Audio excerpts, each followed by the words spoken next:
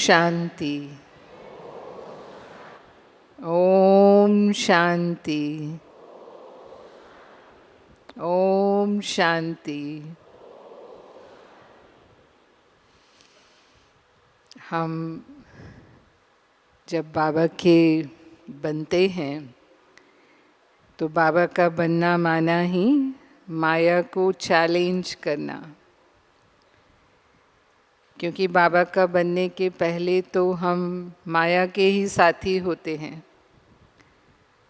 लेकिन जब बाबा के बनते हैं तो फिर हम बाबा के साथी हो जाते हैं, लेकिन आधा कल्प से हम माया के ग्राहक रहे तो फिर इतना जल्दी तो माया हमको छोड़ती नहीं है। तो जो विघ्न आते हैं हमें, वो माया के कारण विघ्न आते हैं।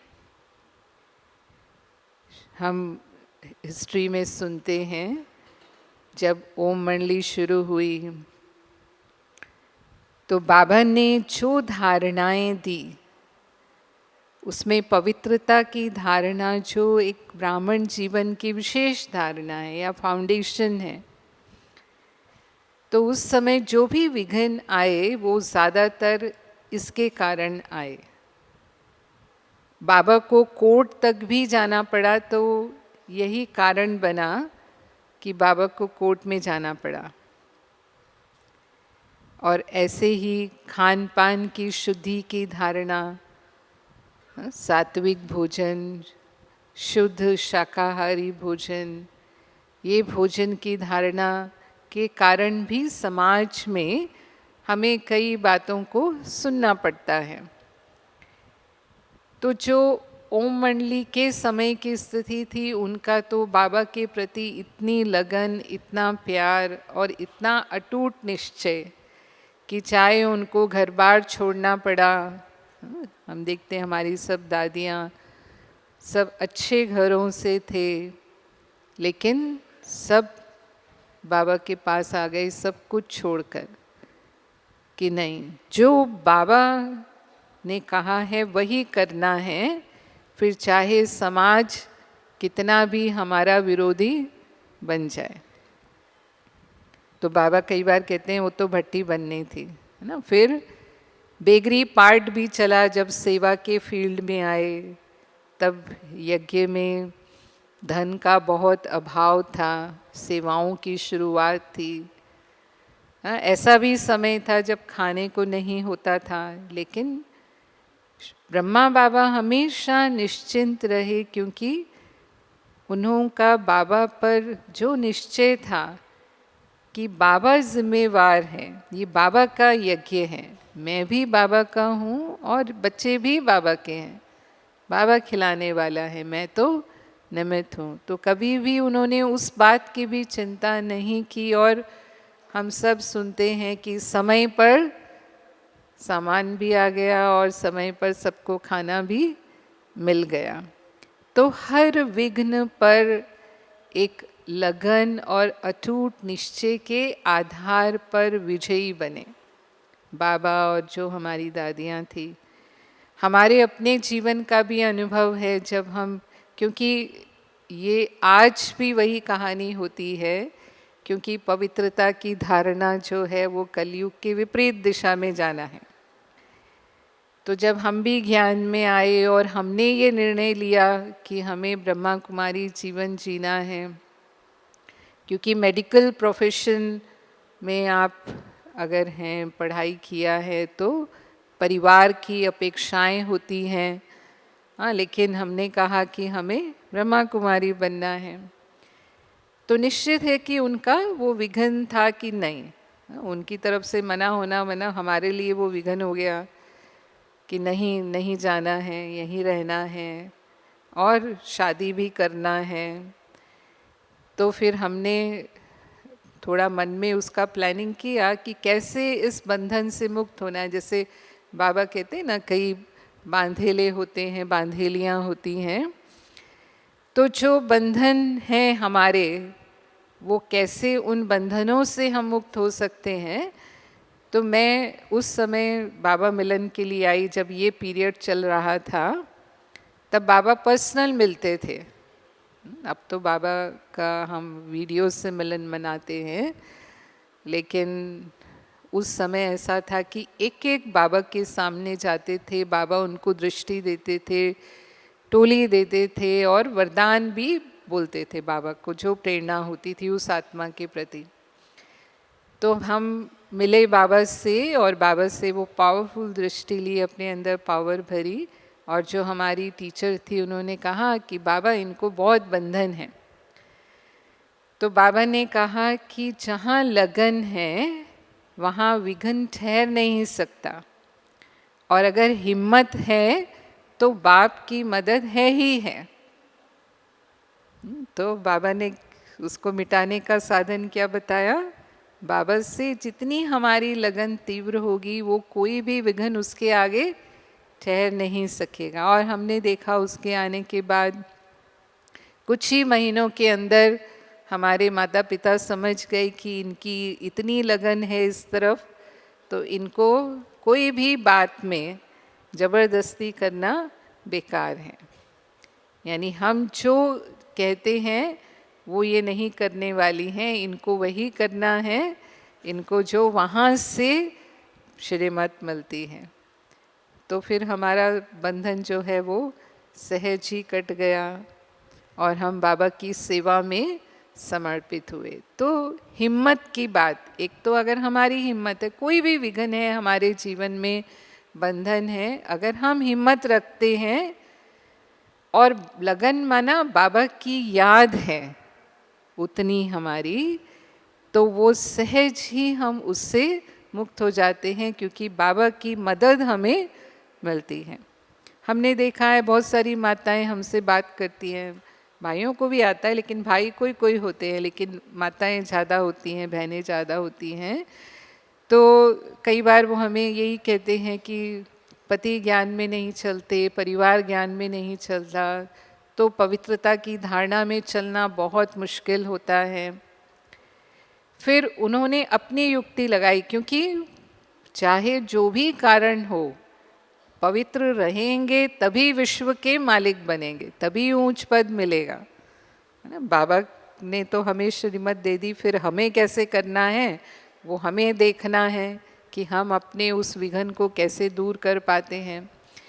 तो कईयों ने इतना बाबा से योग लगाया, जो हम भोजन भी बनाते हैं उस भोजन में भी हम वो वाइब्रेशन भरते हैं प्यूरिटी के। तो धीरे धीरे उनके पति की बुद्धि बदल गई और वो अपने पति को भी ज्ञान में ले आए। तो वो ही बाबा के बच्चे बन गए, तो धारणा अपने आप हो गई।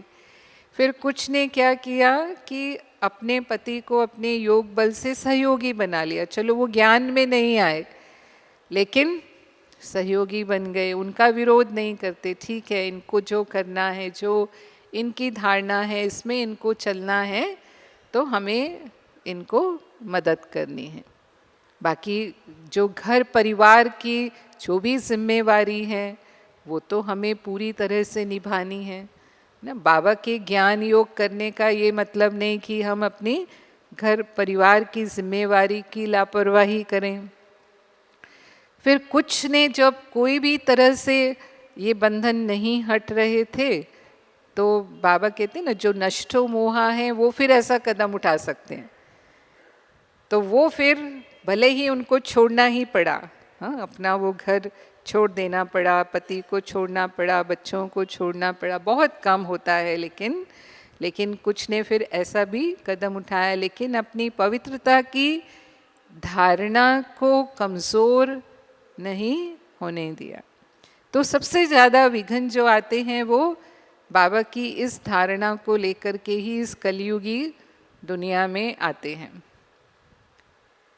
फिर उसके बाद जो खान पान की शुद्धि का है वो तो हमारे अपना ही विघन होता है, कोई दूसरा हमें मजबूर नहीं कर सकता, है ना। हम समाज की लोक लाज को अगर निभाने का सोचते हैं कि हम गए किसी के घर में, हाँ, या किसी के घर में कोई पार्टी है और हमने नहीं खाया तो ये नाराज़ हो जाएंगे हमसे, हाँ, फिर हमारे भी तो घर में कुछ ना कुछ होगा, हम इनको बुलाएंगे तो ये भी फिर नहीं खाएंगे। हाँ, या हम ही कंट्रोल नहीं कर पाते जब हम 10 चीज़ें बनी हुई देखते हैं, होता है ना, इतनी डिशेस हमारे सामने हो और हम गए और हम अपने आप को ही कंट्रोल नहीं कर पा रहे, चलो एक दिन खा लेते हैं, क्या फ़र्क पड़ता है। हाँ, बाकी तो धारणा तो करते ही है ना, बच्चे भी जा रहे हैं, सब साथ में पूरा परिवार है।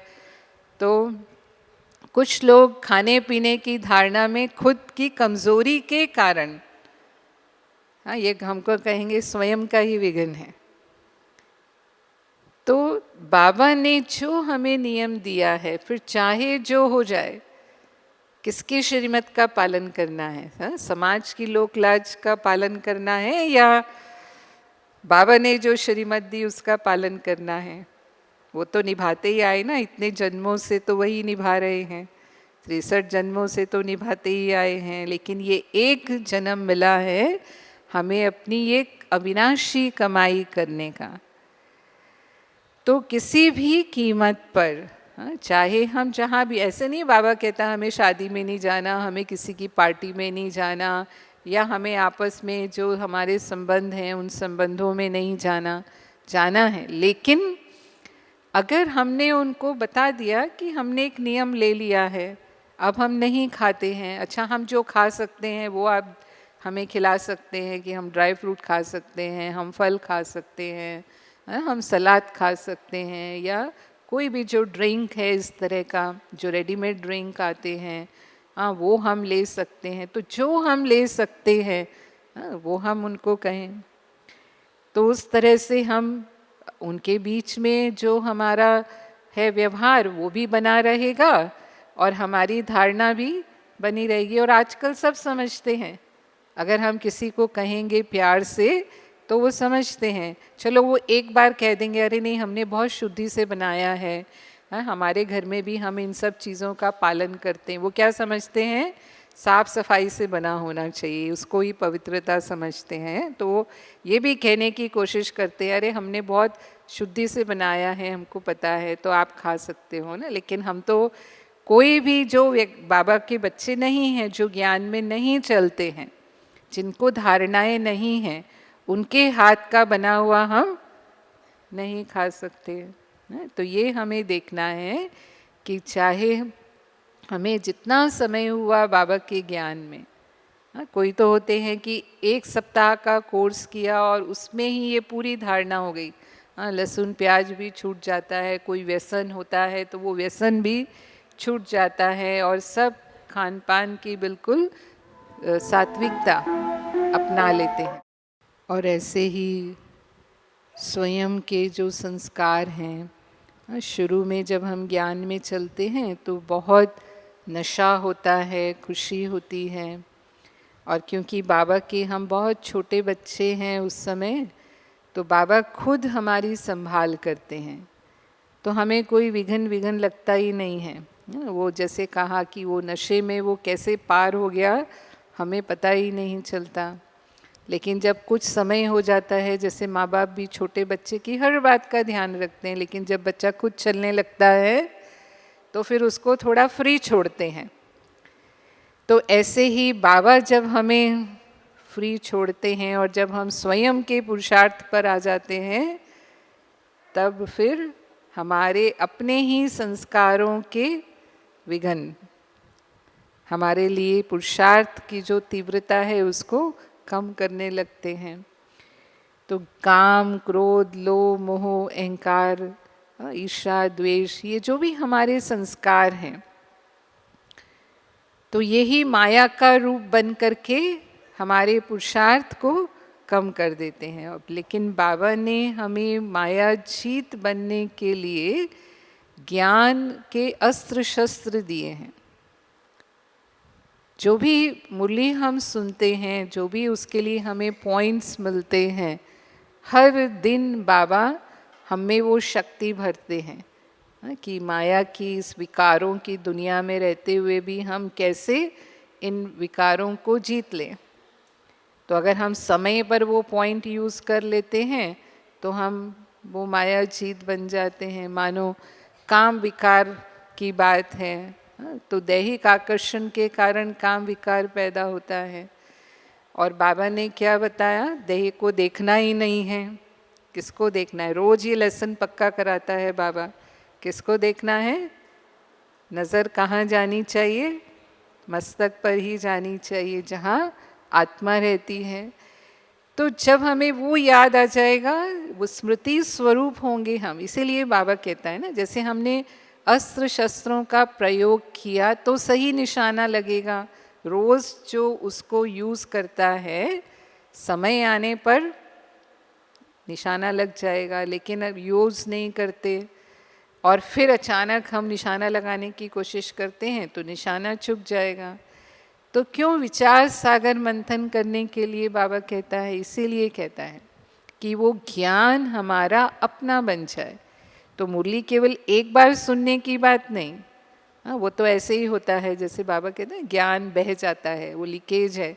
ऐसा होता है, एक कान से सुना दूसरे कान से बाहर आ गया, तो वो तो टिकता नहीं है। एक बार जो सुना वो इतना नहीं टिकता है। लेकिन जब हम उसे रिवाइज करते हैं, उसे फिर से हम अपने मन में उसको याद करते हैं कि बाबा ने क्या किया, फिर उसको समय पर यूज़ करते हैं, तब फिर वो जो भी माया के विघन रूप आते हैं, उस समय वो पॉइंट हमारी काम करती है। और उस शक्ति से, ज्ञान भी शक्ति है, ज्ञान का भी बल है। हाँ, और वो हम विजयी बन जाते हैं। ऐसे ही चाहे क्रोध का संस्कार है, वो कितना विघन रूप बनता है हमारे जीवन में, क्रोध का संस्कार। हाँ, आपने गुस्से में किसी को ऐसा कह दिया, सामने वाला चलो चुप रह जाएगा, है ना। हो सकता है आप बड़े हैं या आप कोई पोस्ट पोजीशन पर हैं, वो आपके सामने कुछ बोल नहीं सकता, चुप रह जाएगा। लेकिन क्या होगा? मन ही मन कहीं ना कहीं उसमें बदले की भावना रहती है और वो अवसर ढूंढते रहते हैं। और जैसे ही उनको मौका मिलेगा, वो आपके लिए समस्या ज़रूर पैदा करेंगे, आपके लिए वो विघन रूप ज़रूर बनेंगे, या आपके बारे में कोई उल्टी पुल्टी बातें ज़रूर वो बोलेंगे, आपके लिए वातावरण बनाएंगे। तो हमने अपने ही संस्कार से अपने लिए विघन पैदा कर लिया। तो क्रोध विजय, उस पर विजय पानी है तो चाहिए उसके लिए सहन शक्ति, समाने की शक्ति, शांति की शक्ति, प्रेम की शक्ति, रहम की शक्ति। क्यों इतनी शक्तियाँ बाबा ने हमें दी? ताकि हम अपने इन जो हमारे ही संस्कारों के विघन हैं, उन पर हम विजय पाएं। तो समय पर उस शक्ति को हम प्रयोग करें। बाबा कहते हैं कि हमें रहम दिल बनना है। हम बाबा के समान मास्टर, प्रेम के सागर हैं। हम ही मास्टर शांति दाता हैं। तो ये अगर स्मृति है हमें, तो हम कभी भी गुस्से में आकर किसी को दुख देने वाले वचन या किसी का अपमान करने वाले वचन हम नहीं कहेंगे। तो समय पर ज्ञान को यूज़ करना, जो बाबा ने हमें बनाया है, जो बाबा ने हमें वो स्वरूप दिया है। ऐसे ही लोभ के संस्कार आ जाते हैं।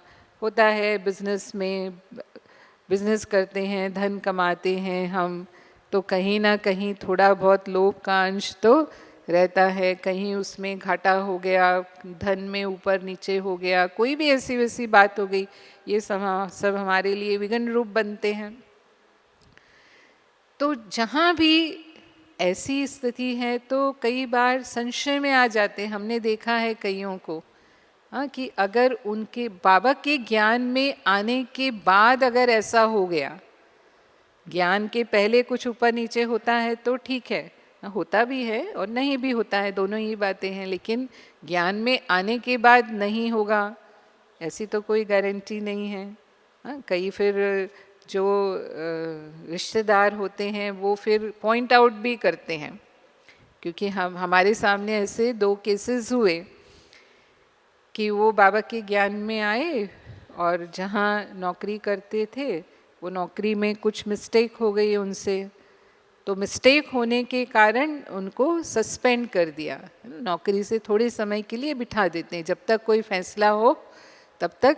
माना कुछ धन की ही इधर उधर करने की बात थी, जैसे रिश्वत ले लेते हैं, पकड़े जाते हैं, सुनते हैं ना हम समाचारों में कि भाई लालच में आकर के उससे थोड़ा ज़्यादा पैसा ले लिया और फिर पकड़े गए, तो जब तक कि ये प्रूव ना हो कि आपने ये गलती की नहीं की, नौकरी से उनको सस्पेंड कर देते हैं। तो फिर उनके रिश्तेदारों ने कहना शुरू किया, परिवार ने कहना शुरू किया, तुम ब्रह्मा कुमारी में गए ना, तुमने भक्ति करना छोड़ दिया, हाँ तुमने अपने गुरु को छोड़ दिया, इसीलिए तुम्हारे ऊपर ये विपत्ति आई है, ये विघन क्यों आया। हाँ, ऐसा भी सुनने को मिलता है। फिर संशय में आ जाते हैं। अगर बाबा से निश्चय हटा, पेपर तो होंगे ना हमारे, हम पढ़ाई पढ़ रहे हैं, भगवान हमें इतनी ऊंची पढ़ाई पढ़ा रहे हैं, तो कोई ना कोई पेपर तो हमारे जीवन में आएगा जो सिद्ध करेगा कि हाँ, कि ईश्वर के ज्ञान में इतनी ताकत है कि कोई भी परिस्थिति आ जाए तो हम उसको सहज पार कर सकते हैं, माना हमारी अवस्था अचल अटल अडोल रहे। अगर बाबा पर उतना अटूट निश्चय है जैसे ब्रह्मा बाबा रहे। हमने देखा बाबा के सामने कैसी कैसी स्थितियाँ आई, शायद ऐसी स्थितियाँ तो हमारे सामने नहीं आती, ऐसे विघन तो नहीं आते। तो बस संशय में आ गए, दूसरों के कहने से और संशय में आए तो क्या हुआ, ज्ञान ही छोड़ दिया। हाँ, जिसको बाबा कई बार कहते हैं फिर आश्चर्यवत सुनंती कथंती, और क्योंकि सुन लिया ना दूसरों का, हाँ ये ऐसा कह रहे हैं, इसका मतलब बात तो सही है। ज्ञान में आने के पहले तो सब कुछ ठीक था, ज्ञान में आने के बाद क्या हो गया, तो सुन लिया, फिर कहाँ चले गए। तो हमको इतना जो भाग्य विधाता ने भाग्य दिया, उस भाग्य से हम वंचित हो गए। जो दूसरा केस हुआ, ये एक केस मैंने बताया, जो दूसरा केस हुआ वो उन्होंने भी थोड़ा समय ज्ञान छोड़ दिया, है ना, नौकरी से उनको सस्पेंड कर दिया, फिर थोड़ा वो भी संशय में आ गए, ज्ञान छोड़ दिया। लेकिन बाबा कहता है ना, क्योंकि ज्ञान का बीज पड़ा हुआ है, वो अनुभव है, तो फिर कुछ सालों के बाद फिर से ज्ञान में आ गए, फिर पूरी रीति से पूरी लगन से फिर पुरुषार्थ करने लगे। तो हम भले ही आगे तो बढ़ सकते हैं, लेकिन अंतर तो आ गया ना, जिसको बाबा कहते हैं रजिस्टर में दाग तो पड़ गया ना।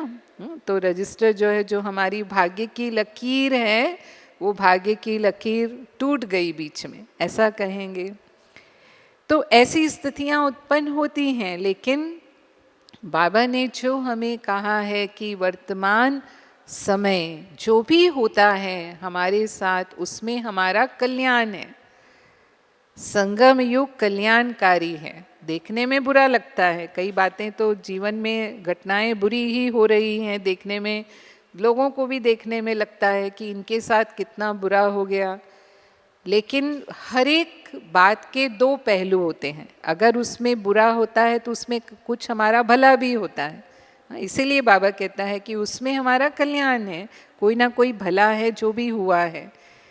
तो जैसे एक घटना मैं सुनाती हूँ कि एक बहन थी, बीके बहन, ज्ञान में चल रहे थे और उनके पति कुछ समय से बीमार थे। तो वो जो उनका फ़र्ज़ था, अपने फ़र्ज़ अनुसार वो पूरी तरह से अपने पति की सेवा कर रही थी, लेकिन पति ने शरीर छोड़ दिया।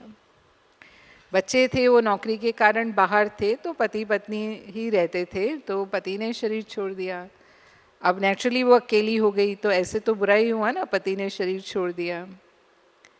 लेकिन पति शरीर छोड़ने के बाद फिर उसने निश्चय किया कि मैं अपने बेटों के पास जाकर नहीं रहूँगी, अब मैं निर्बंधन हो गई हूँ। पति थे तब तक मेरा जो फर्ज था वो मैंने निभाया, अब मैं निर्बंधन हो गई हूँ, तो अब मैं अपना पूरा समय बाबा की सेवा में ही लगाऊंगी। और उसने बहन को कहा, तो उनका सेंटर जो था वो थोड़ा दूर पड़ता था, तो फिर बहन ने बोला, वो पढ़ी लिखी थी, तो कहा कि तुम खुद अपने यहाँ गीता पाठशाला खोलो। तो उसने अपने घर को ही गीता पाठशाला बना दिया और खुद फुल टाइम जैसे बाबा की सेवा में लग गई। तो देखने में बुरा हुआ ना, लेकिन उसमें भाग्य क्या समाया हुआ था, बाबा ने उसको पूरी तरह से अपनी सेवा का भाग्य दे दिया। हाँ, तो उसमें हम जो भी देखते हैं घटना, उसमें कोई ना कोई कल्याण होता है। इसीलिए बाबा कहता है तूफानों को तोहफा समझो, तूफान को तूफान नहीं समझो, क्या समझो, ये हमें ऊंचा उठाने वाले हैं। आज देखो विघ्न आते हैं तभी हमारी लगन बढ़ती है ना। भक्ति में भी क्या कहते हैं, दुख में सिमरन सब करे, सुख में करे ना कोई। तो फिर दुख में ही भगवान याद आता है ना, सुख में याद आता है, आता तो है, हम तो बाबा को याद करते हैं लेकिन कम। जब विघ्न होते हैं हमारे आगे, कोई समस्याएं होती हैं, कोई ऐसी बातें होती हैं, तो बाबा की याद नेचुरल ही हमारी निरंतर हो जाती है। होती नहीं होती, किसको अनुभव है कि विघ्न आते ही हमारा लगन बढ़ जाती है। देखो कितने हाथ उठा रहे हैं। तो फिर विघ्न हमारे लिए कल्याणकारी हुआ नहीं हुआ? क्योंकि जितना हम बाबा को याद करेंगे उतने हमारे विकर्म विनाश होंगे, उतना जल्दी हम आत्मा कर्मातीत बनेंगे, पावन बनेंगे, संपूर्ण बनेंगे, क्योंकि बाबा की याद से ही हम ये बनने वाले हैं। तो विघ्न आते हैं हमारी लगन को अग्नि देने के लिए।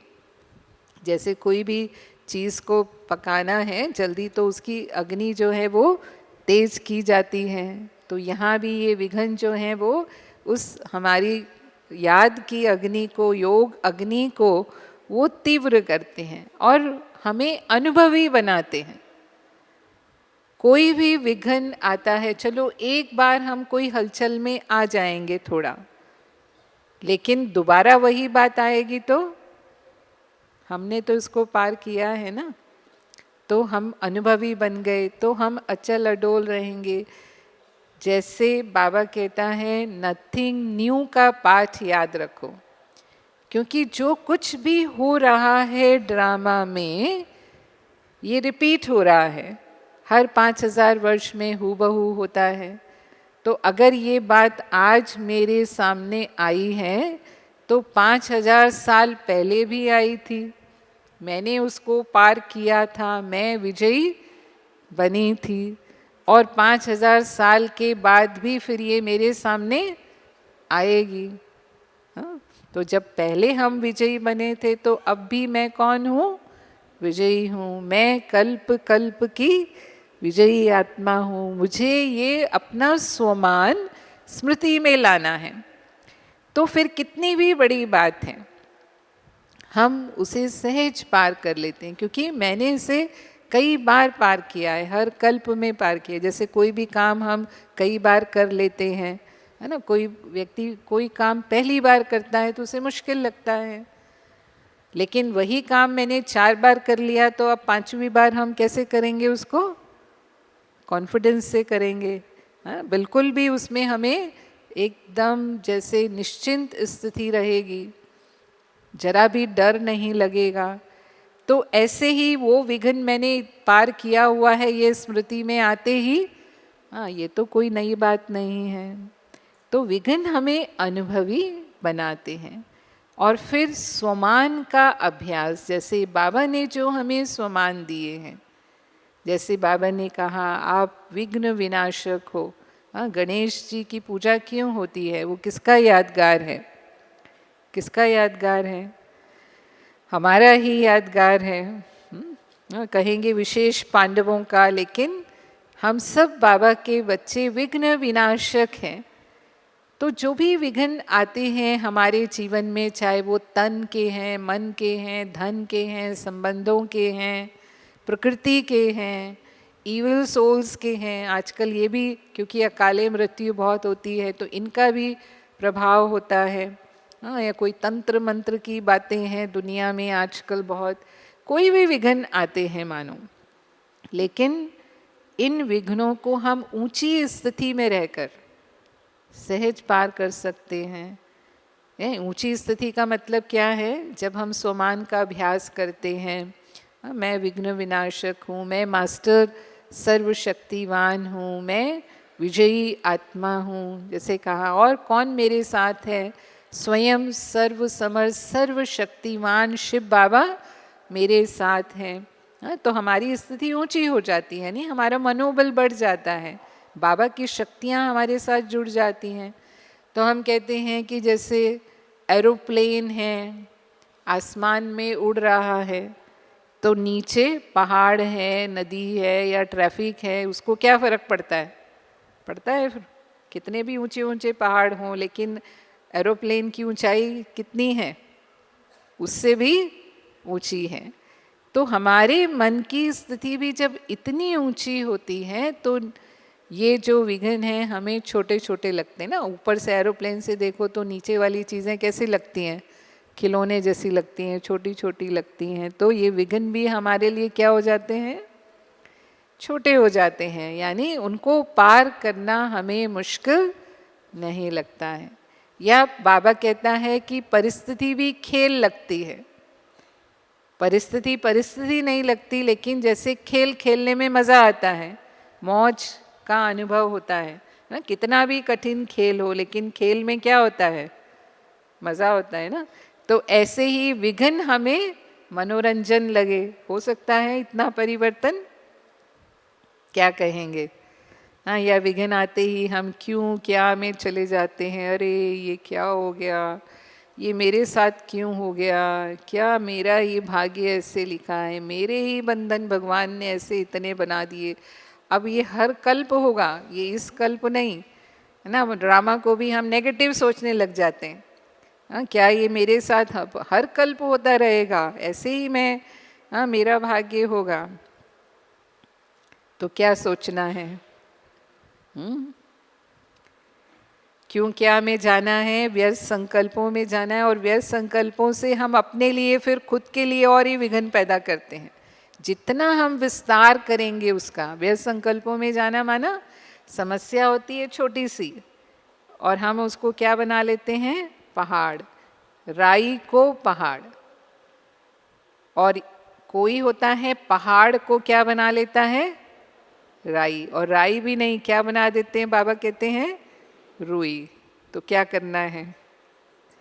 क्या बनाना है? राई को पहाड़ बनाना है या पहाड़ को रुई बनाना है? तो वो बल, हाँ, वो हमें मिलता है योग से।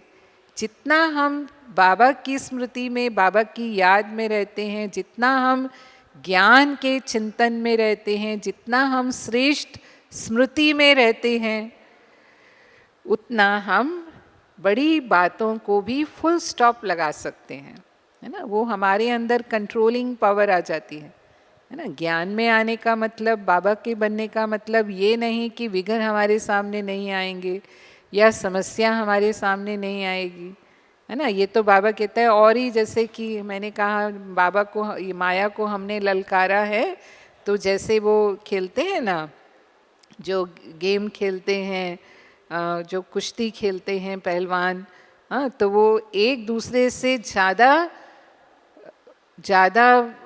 बल वाला जो है दांव लगाते हैं कि मेरा इससे भी पावरफुल हो, ताकि मैं इसको गिरा दूं।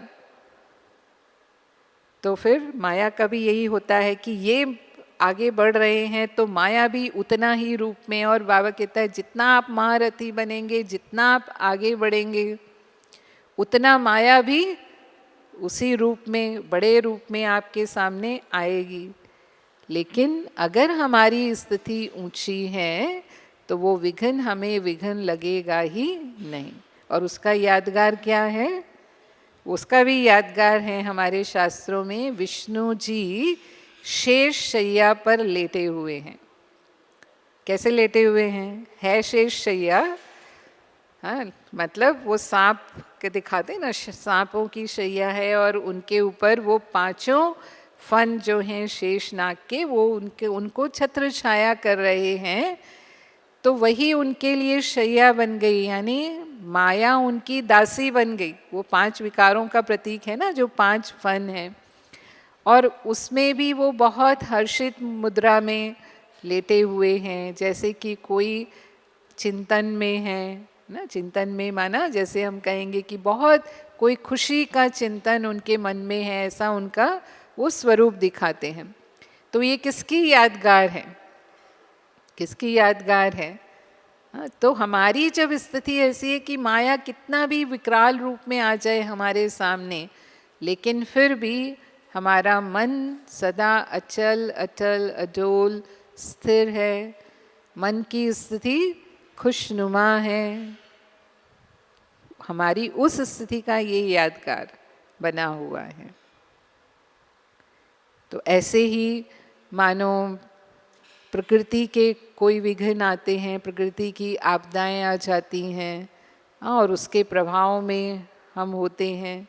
होता है कहीं अचानक तूफान आते हैं या अचानक बाढ़ आ जाती है, कहीं आग लग जाती है, कोई कोई ऐसी घटनाएं अनहोनी जिसे हम कहते हैं, है ना।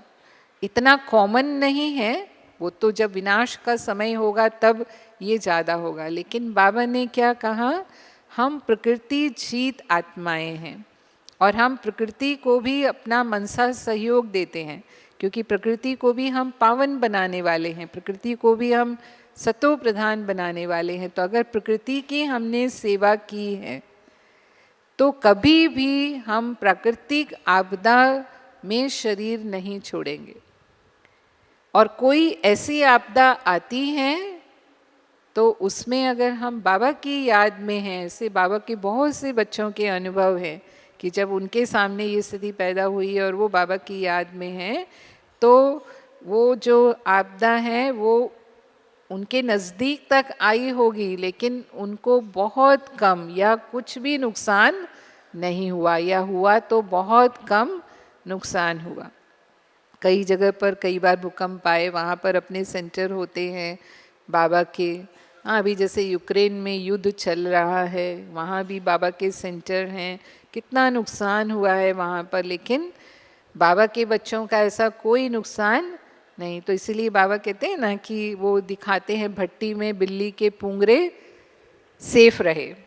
तो वो भी किसकी यादगार है कि चारों तरफ ऐसी विनाश की अग्नि होगी, लेकिन उसमें भी जो बाबा के बच्चे हैं, जब हम एक बल एक भरोसे के आधार पर, यानी एक बाप दूसरा न कोई, जब ये धारणा हमारी है तो कोई विघ्न छू भी नहीं सकता। बाबा कहता है कि बाबा आपकी छत्र छाया बन जाएंगे, लेकिन हमारी स्थिति वो होनी चाहिए। अगर हम विघ्न के प्रभाव में आ गए बाबा की याद की बजाय, तो हो सकता है कि उसका कोई नुकसान हमारे ऊपर हो। और ऐसे ही जो कहा कि इविल सोल्स का प्रभाव वो किसके ऊपर होता है, जो कमज़ोर आत्माएं होती हैं। क्योंकि इविल सोल्स को, उनको क्योंकि फ्री सोल्स हैं और उनको शरीर चाहिए होता है, तो जो भी पावरफुल सोल है और ख़ासकर अगर पवित्रता का बल है आत्मा के अंदर, तो वो कभी भी नुकसान पहुंचा नहीं सकती। यहाँ तक कि जो भी नेगेटिव एनर्जीज़ हैं जिन्हें हम तंत्र मंत्र कहते हैं, वो भी कभी नुकसान नहीं पहुंचा सकती। ऐसे ही एक मिसाल मतलब मेरे जीवन का अनुभव का है। जब मैं ज्ञान में आई तो हमारे सेंटर में एक युगल आते थे, तो पवित्र प्रवृत्ति में रहते हैं जो भी बाबा के बच्चे युगल हैं, तो वो भी पवित्रता की धारणा का पूरा पालन करते थे। और एक गांव में वो सेवा के लिए गए, तो उन्होंने अपना अनुभव सुनाया था कि वहाँ पर जैसे होता है ना कि वो आह्वान करते हैं, कोई आत्मा आती है और फिर वो सबसे बातचीत करती है, और किसी को कोई हल चाहिए तो वो भी बताती है क्या होगा, होगा कि नहीं होगा जो भी। तो फिर उनको क्यूरियोसिटी हुई कि हम भी देखते हैं, है ना, ऐसा होता है इस गांव में। और ये कोई विशेष दिन होता था जिस दिन वो देवी की सभा लगाते थे। तो वो बैठे वहाँ, लेकिन जिसमें वो सोल आती थी वो नहीं आई।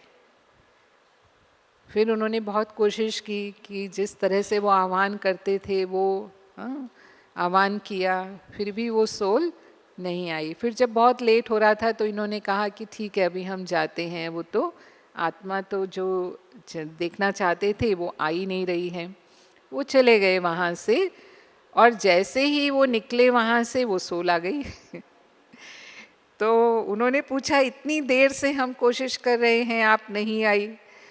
तो उसने कहा कि यहाँ पर कोई पवित्र आत्माएं बैठी थी, वो उनकी शक्ति इतनी थी कि मैं नहीं आ सकती थी, वो गई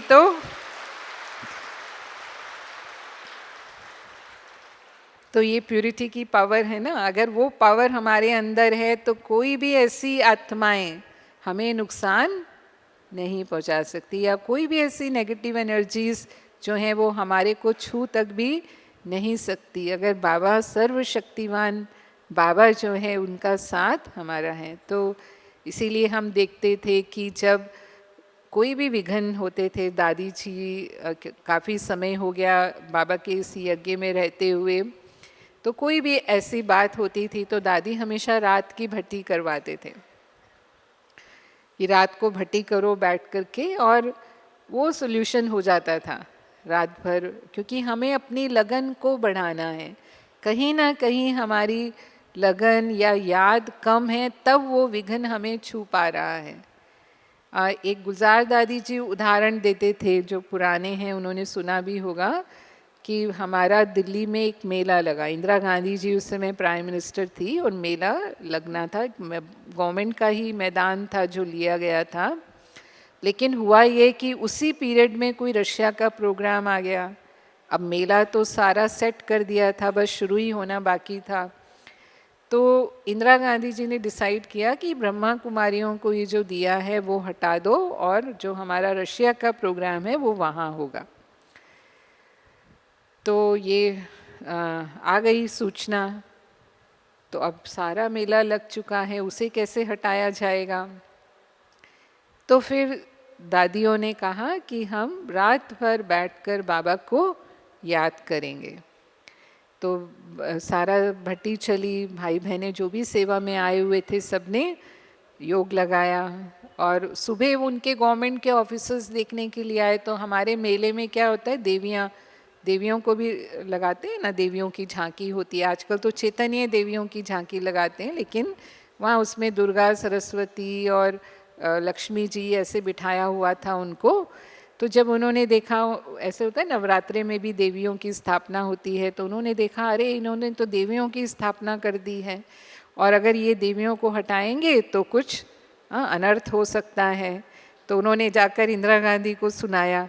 फिर इंदिरा गांधी ने कहा ठीक है, उनको रहने दो,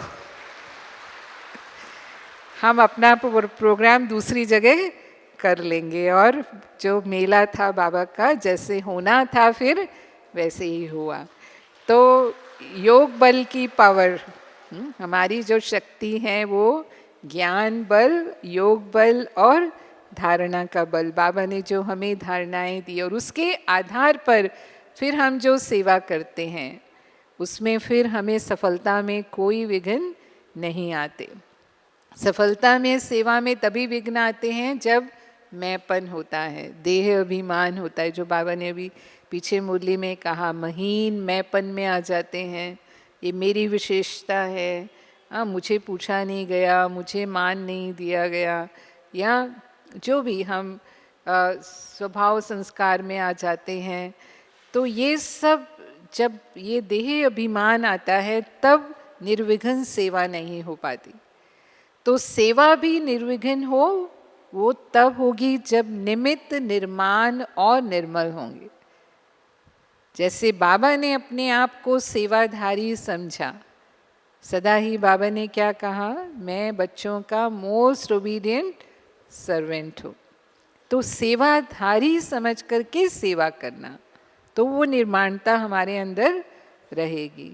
और फिर नाम मान शान की बात जहाँ आती है, बाबा कहता है उसमें पहले आप करो, मुझे देना है, दाता बनना है। हमारे संबंधों में जो विघ्न आते हैं उसका कारण है हम अपेक्षाएं रखते हैं, इसको ऐसे करना चाहिए, वैसे करना चाहिए, ऐसे नहीं होना चाहिए। लेकिन मुझे परिवर्तन होना है, मुझे देना है, मुझे करना है। तो जितना हम पहले मैं करेंगे, किन्हीं बातों में पहले मैं, यानी पुरुषार्थ में पहले मैं, परिवर्तन करने में पहले मैं, और जहाँ दूसरों से लेने की बात आती है वहाँ पर पहले आप। तो नाम मान शान देने में पहले आप, ऐसे हम करें तो फिर हमें को ये विघ्न जो संबंधों में भी हमें डिस्टर्ब करते हैं, बाबा से हमारा योग टूट जाता है। दो ही तरह का होता है कि या तो लगाव झुकाव में चले जाते हैं, या प्रभाव में चले जाते हैं, या फिर ईर्ष्या द्वेष घृणा में आ जाते हैं।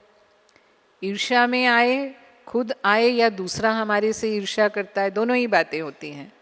हमको किसी से ईर्ष्या हो गई, कोई आगे बढ़ रहा है तो फिर सहन नहीं होगा, तो उसके बारे में उल्टी पुल्टी बातें करना शुरू कर देंगे। अरे आप इसको जानते नहीं, ये ऐसे और वैसे, और ये कल क्या थे, अरे आज क्या, इसको तो है ना, ये इसकी पार्शलिटी है, ये इसको वो करते हैं, मतलब इसको आगे बढ़ाते हैं, हम भी तो कर सकते हैं, हमको तो। ये ईर्ष्या वाले जो हैं वो फिर इस तरह से बातें करके विघ्न पैदा करते हैं, मतलब माहौल को खराब करते हैं, आपके बारे में ऐसी बातें करेंगे। और अगर हमें किसी से ईर्ष्या होती है तो हमें क्या समझना है, बाबा कहते हैं रीस नहीं रेस करनी है। तो उस बात की रीस नहीं, क्योंकि हर एक आत्मा का पार्ट और भाग्य अपना अपना है, लेकिन गुणों की रेस करो भले, उसमें क्या गुण है जिससे वो आत्मा आगे बढ़ रही है, मैं भी वो गुण अपने अंदर लेकर आऊँ, मैं भी अपनी जो योग्यता है पुरुषार्थ की उसको बढ़ाऊँ, तो हम भी अपने आप आगे बढ़ेंगे, है ना। और कोई हमारी इंसल्ट वगैरह कर देता है, कोई अच्छा व्यवहार नहीं करता, ये सब भी कॉमन बातें हैं जो हमारे संबंधों में होती रहती हैं। तो फिर वो भी बाबा ने हमें नॉलेज दी है कि हम ब्राह्मण आत्माएं 84 जन्मों से साथ में आते रहे हैं, ये परिवार अभी आकर इकट्ठा हुआ है, तो हिसाब किताब भी हमारे आपस में एक दो के साथ हैं, वो भी सारे अभी चुकतू होने हैं, सब खत्म होने हैं।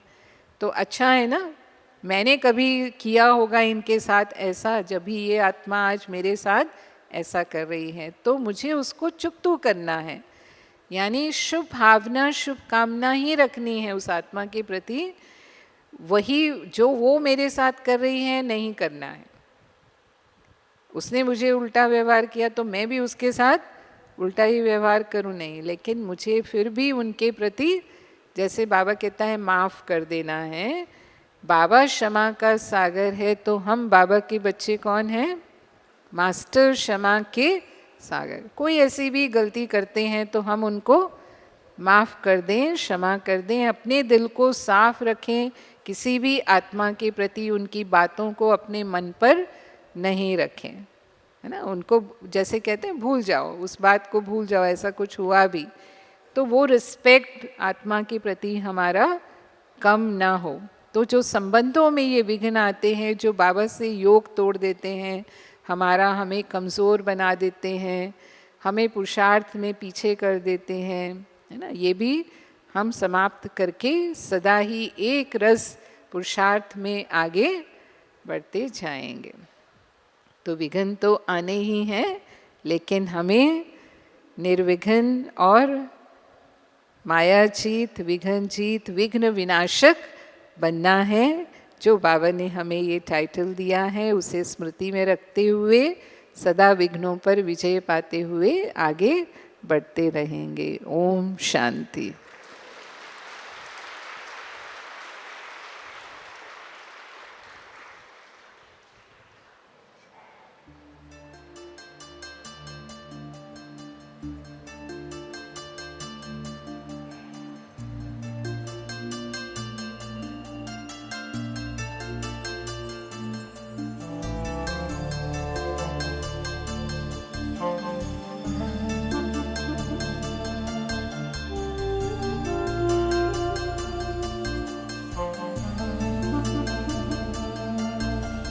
झलक तुम्हारी ओ प्यारे भगवान।